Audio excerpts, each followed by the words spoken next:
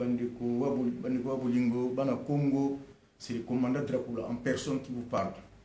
Nasi, au monde on a mingité par réseaux sociaux, au monde on a mingité, sauf quand la question va marcher.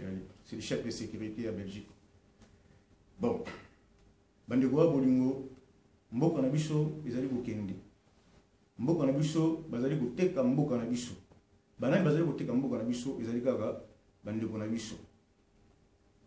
Si bavandi 15 ans de pouvoir, 15 ans de pouvoir, donc 15 ans il y a néant, 15 ans il y a vide. Si vous avez besoin de sous batingama, bazo sous 5 ans. Baza ko moyen ya ko tricher ndenge nyonso. Babandi dialogue. Dialogue yango ezo kende dialogue ti ba kende na glissement. De toute façon tout ce que maïri na bango. Na ko pesa bino mo anecdote. Tant mundele ya kana mboko na biso, ya kana système ya Bible. Fumugimbangu alobaka boka matayelo ko botanga yango pona bokokanga moyibi na iloko na yemo ya kinango. Yango lelo bandeko na biso mo kana kata Congo wana bazolenga ba changer makambo, ba bouleverser constitution. Yango na biso beto la kata tout tamboli tolobi to kende kulukape batoyo ba yebi loi ba expliquer bana ya mboka constitution na biso makambo nini oyo ezali ko bomba makambo nini ezali ko loba.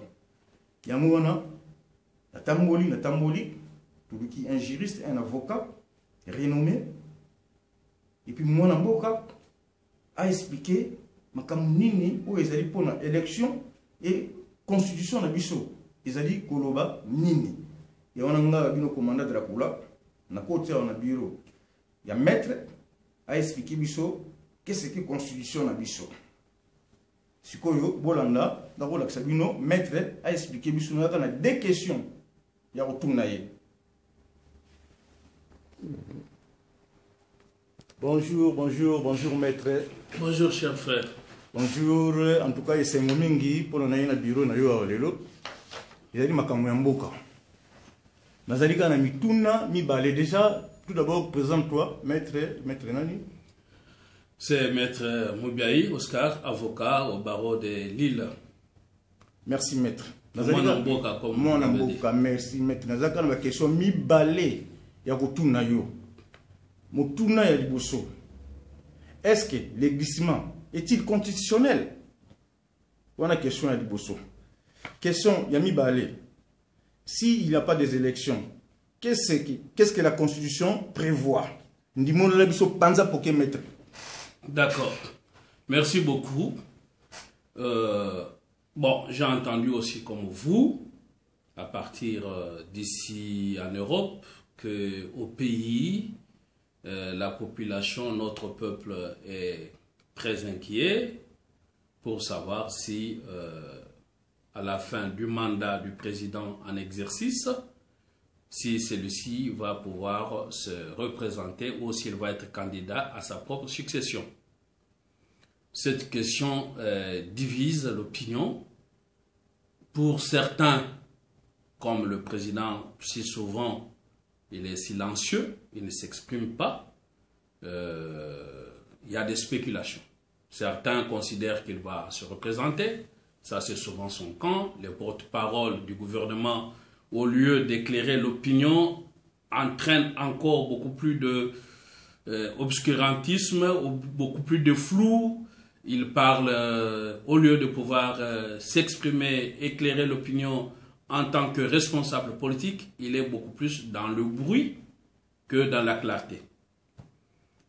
Deuxième difficulté, c'est que le président lui-même, parce que avant qu'on aborde la question que vous avez soulevée du glissement constitutionnel, parce que vous savez, les Congolais ils sont spécialistes en mots, en imagination, et Maïele avait fini même par dire pays des professeurs.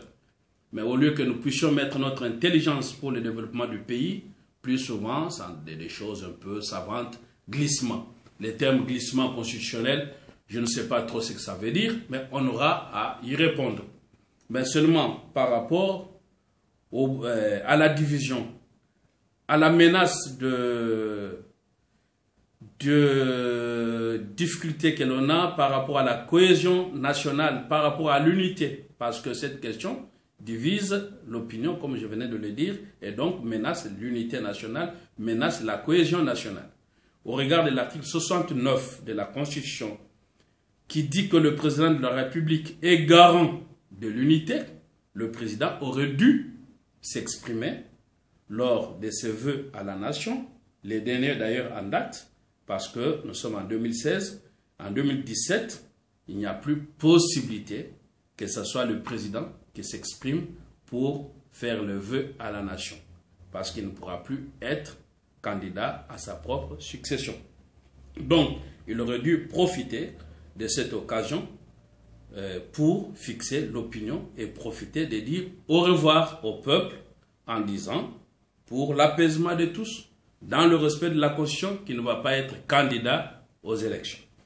Ceci dit, les glissements constitutionnels, c'est quoi? Donc, l'on entend dire que, d'ailleurs, les indices ne trompent pas, qu'il n'y aura pas les élections dans le calendrier constitutionnel. Et donc, s'il n'y a pas les élections dans le calendrier constitutionnel, l'idée est que le président en exercice va rester en place jusqu'à l'installation du nouveau président élu. Comme il n'y aura pas les élections, et on va s'appuyer sur cette disposition constitutionnelle, et c'est ce que l'on appelle la transition provoquée, créée, délibérée. Et comme nous sommes un pays de transition en transition, vous savez vous-même, depuis le processus démocratique en 90, nous avons connu des transitions qui n'en finissaient pas jusqu'à l'arrivée de l'AFDEL, où on a bouté M. Mobutu dehors. Donc, c'est ce que l'on entend par glissement. Mais est-ce que constitutionnellement, cela s'explique? Alors, voilà pourquoi nous vous disons que non, cela ne s'explique pas constitutionnellement. Donc, quand vous prenez l'article 220 de la Constitution, cet article fixe la durée du mandat du président de la République. Et cette durée est bien de 5 ans. Et que le nombre de mandats du président de la République s'est fixé à 2. Que je sache, et que cela est évident pour tout le monde, le président en exercice est à son 2e mandat. Et au regard de la Constitution, il ne peut pas être candidat à sa propre succession. L'article 220 est clair. Est-ce que cette disposition constitutionnelle est-elle révisable? La réponse est non. La Constitution a 2 parties. Elle a des dispositions que l'on considère révisables et des dispositions que l'on considère non révisables, qu'on appelle des dispositions intangibles, dont l'article 220, qui est ce que l'on appelle soupape de sécurité. C'est comme un pneu. Si vous ouvrez la soupape de sécurité, il n'y aura plus de pneu. De l'air plutôt dans le pneu. Et donc, si on bouge l'article 220, la Constitution aussi tombe, le régime aussi tombe, et donc, pour sécuriser la Constitution, les constitutions a édicté que l'article 220 ne peut faire l'objet d'aucune révision. Alors, ce qui entraîne que le président en exercice ne peut pas être candidat à sa propre succession.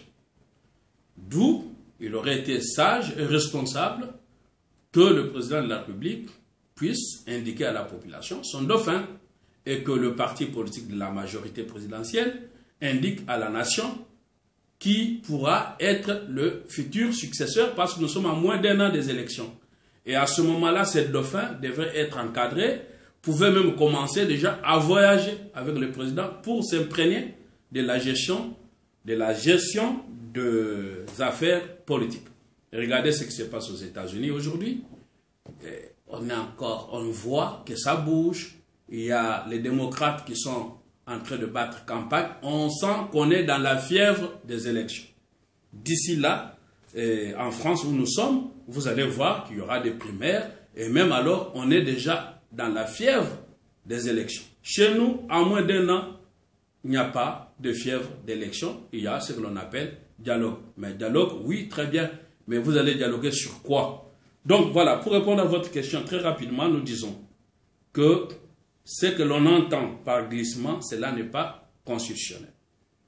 L'article 70 de la Constitution qui dit que le président en exercice reste en place jusqu'à l'installation du nouveau président, cet article-là ne régirait pas le vide constitutionnel s'il n'y a pas les élections. Cet article est pour la transition dans un mouvement cyclique.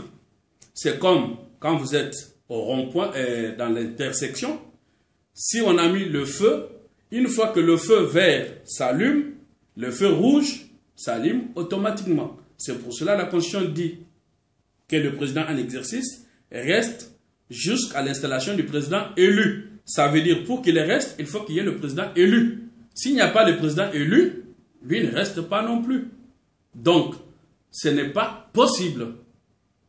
Cette disposition-là n'est pas une disposition transitoire pour régir le vide constitutionnel, mais c'est une disposition transitoire pour régir le temps nécessaire entre la passation du pouvoir. Donc, une fois qu'il y a le président élu, avant qu'il ne prête serment, le président sortant gère les affaires courantes, le temps que le président élu prête serment, le temps nécessaire pour gérer les affaires courantes. C'est ce temps nécessaire-là qu'on appelle le temps transitoire. C'est cette disposition-là régit que ce temps-là. Maintenant, s'il n'y a pas élection, l'article 70 ne s'applique pas.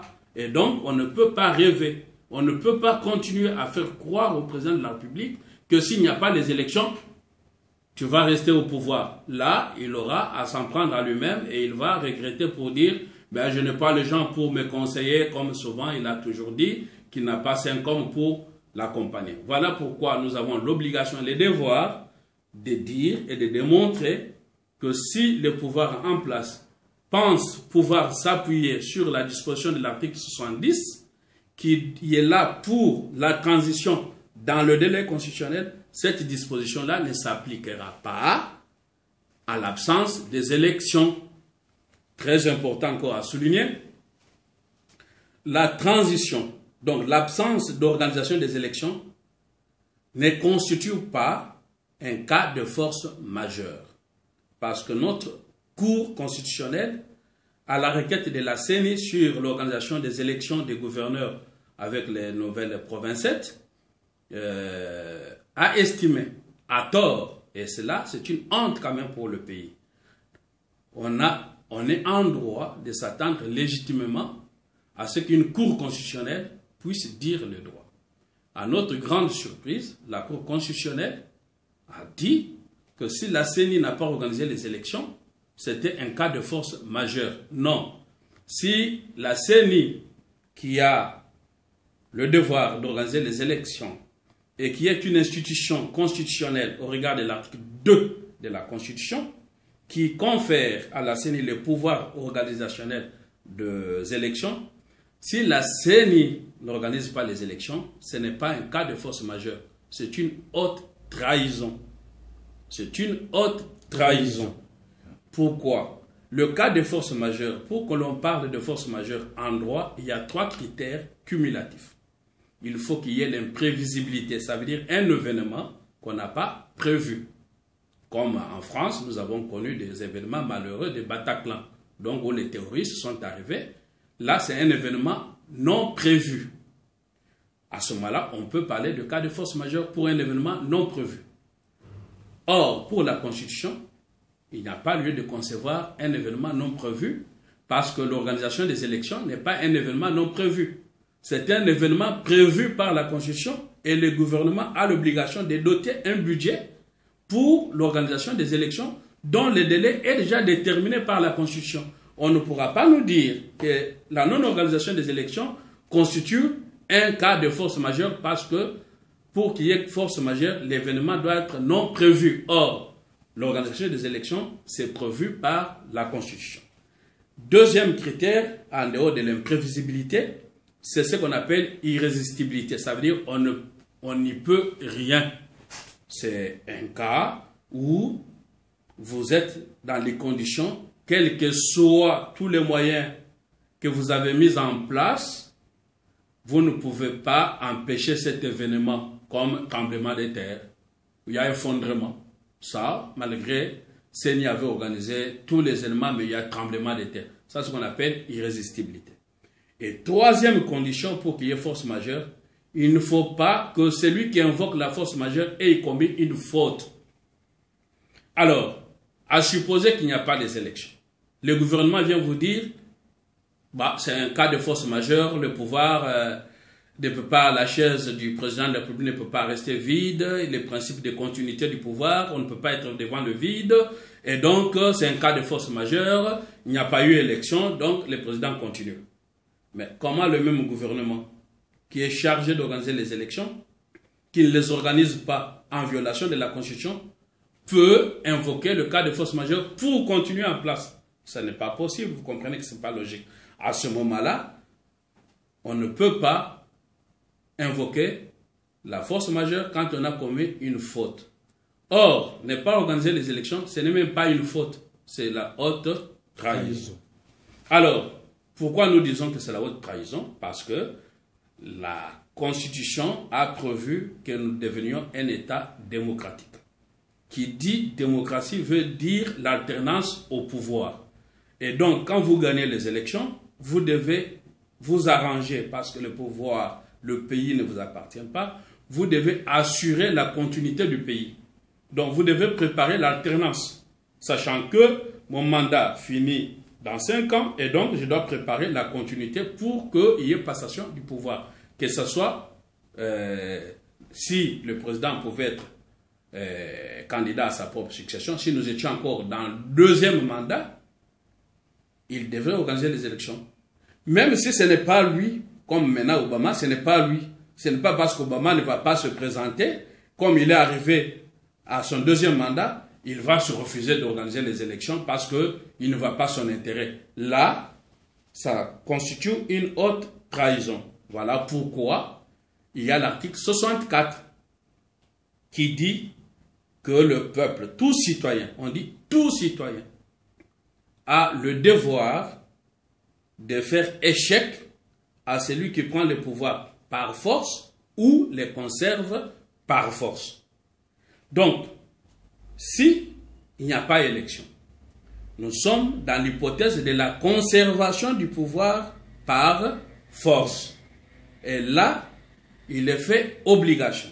On dit bien devoir citoyen de pouvoir faire échec à celui qui conserve le pouvoir par force. Ce que signifie, s'il n'y a pas élection, c'est la haute trahison. Le procureur général de la République, la Cour constitutionnelle, les autorités en présence, ici le Parlement, doit prendre ses responsabilités pour une mise en accusation pour haute trahison contre ceux qui n'ont pas organisé les élections, qui en avaient le devoir. Qui a le devoir d'organiser les élections, c'est le gouvernement. Et qui dit gouvernement dit quoi? Parce que nous sommes dans un régime où on a les éléments présidentiels et les éléments parlementaires. Donc, le gouvernement, c'est le président de la République qui définit la politique du gouvernement et les chefs du gouvernement appliquent la politique du président. Ce qui signifie que et le président et les premiers ministres vont être dans un même sac parce que leur politique devait consister à mettre le budget nécessaire pour la continuité de la démocratie. Ça veut dire pour organiser les élections et préparer l'alternance au pouvoir. S'ils ne l'ont pas fait, les deux-là vont se retrouver face à la haute trahison. Si le Parlement, face à cette haute trahison, ne met pas le 2 en accusation, le Parlement devient complice, se retrouve en haute trahison. Et vous comprendrez que si les institutions qui doivent appliquer la Constitution ne l'appliquent pas, c'est pour cela que la Constitution a donné pouvoir à tout citoyen en consacrant cela en devoir. Est-ce que vous comprenez ce qu'on dit par devoir? Par devoir, cela veut dire, comme vous avez votre enfant, vous avez le devoir de le nourrir. Et pour un citoyen, on a le devoir de défendre notre terre, le Congo. Et ce devoir-là, c'est tout ce que nous avons comme trésor. Les Congolais, nous n'avons pas eu d'industrie. Il n'y a aucune industrie au Congo. Nous n'avons rien inventé. Tout ce que nous avons comme trésor que nous a légué, que nous ont légué nos ancêtres, c'est notre terre. Et cette terre des ancêtres doit être défendue même au prix de son sang. C'est ce que l'on appelle devoir citoyen. Les devoirs citoyens, c'est mourir pour son pays. Et donc, si les gens conservent le pouvoir par force, ces gens-là ne veulent pas de la démocratie. Cela ne veut pas dire qu'on puisse commencer à dire « je suis Mongala, je suis Moulouba ». Non, la terre de nos ancêtres nous appartient à nous tous et nous devons être mobilisés, debout, unis comme un seul homme pour défendre la terre qui nous est commune, la mère patrie. C'est ce que les Lumumba, les Tchombe, en table ronde, ont exigé l'indépendance pour défendre la mère patrie. S'il n'y a pas les élections, les Congolais doivent être unis comme un seul homme pour défendre la mère patrie, même au prix de leur sang. Et cela en vertu de l'article 64, qui est une défense légitime constitutionnelle. Voilà un peu, monsieur, ce que je pouvais vous dire brièvement de l'interprétation de la Constitution. Donc, 3 articles clés. L'article 220, qui dit que le président en exercice ne peut plus se représenter. L'article 70, qui est malheureusement mal interprété et qui, comme d'habitude, qui induit les chefs de l'État en erreur par le genre. Parce que la Constitution, ce n'est pas comme on voit au Congo où les mécaniciens, les artisans, les musiciens, tout le monde interprète la Constitution. Non, la Constitution n'est pas à la portée de tout le monde. Il y a les spécialistes qui ont fait des études constitutionnelles qui doivent interpréter la Constitution. Mais voilà, chez nous, comme souvent on recourt à des charlatans de fois, excusez-moi de le dire clairement comme ça, on fait croire au chef de l'État que s'il n'y a pas élection, il y aura glissement constitutionnel, donc en application de l'article 70 qui prévoit la transition. Mais non, nous disons que l'article 70 ne prévoit pas la transition au sens du vide s'il n'y a pas élection. Non. Prévoit la transition dans un mouvement cyclique, comme je vous ai expliqué, quand le feu vert s'allume, le feu rouge s'allume aussi automatiquement. Quand le président en exercice tend vers la fin de son mandat, le président élu est aussi là, comme un train peut en cacher un autre. Donc, si le président en exercice tend à la fin du mandat, nous connaissons déjà le président élu qui arrive. Et pendant ce temps-là, le président en exercice gère les affaires courantes en attendant la prestation de serment du président élu qui doit déjà être connu. Mais s'il n'y a pas le président élu, le président en exercice ne peut pas rester. Nous sommes face à un vide constitutionnel parce que la Constitution ne prévoit pas, en dehors de la vacance présidentielle, la Constitution ne prévoit pas les cas de force majeure. Et là, nous serons face à un vide constitutionnel. Et donc, l'absence des élections ne peut pas être justifiée par ce que l'on a appelé cas de force majeure. Je venais de vous expliquer largement là-dessus. Ça, c'est l'article 70. Et si nous sommes face à un vide constitutionnel, c'est pour répondre à votre question. S'il n'y a pas les élections, quid? Qu'est-ce qui arrive? Ce qui arrive, c'est qu'il y aura la haute trahison. On va se saisir de ceux à qui on a fait confiance pour avoir dans leurs mains notre destin et organiser la démocratie. Ceux-là, s'ils n'ont pas organisé les élections, ils sont en haute trahison. L'article 64, légitime défense constitutionnelle, donne le devoir à tout citoyen, s'il n'y a pas élection, de se saisir de responsables qui étaient chargés à organiser les élections. Et ceux-là, ils n'ont pas autre peine face à haute trahison que la pendaison. Parce que par moment, les Français, pour qu'ils soient ce qu'ils sont aujourd'hui, ils ont éliminé leur roi parce qu'il devenait un frein au développement de tout un peuple. S'il n'y a pas élection, à ce moment-là, le président en exercice commet une haute trahison ainsi que ses collaborateurs.